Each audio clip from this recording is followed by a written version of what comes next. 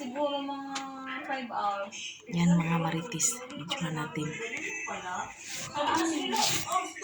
Bicol yun.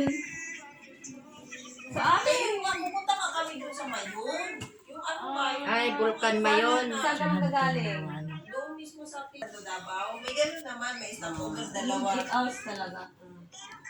Pero pag ako uwi, nandito ako sa Kuwait to Manila.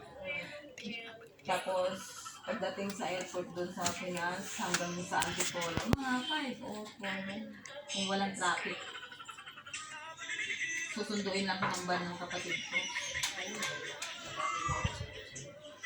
Pero gano'n naman yung mga anak ko.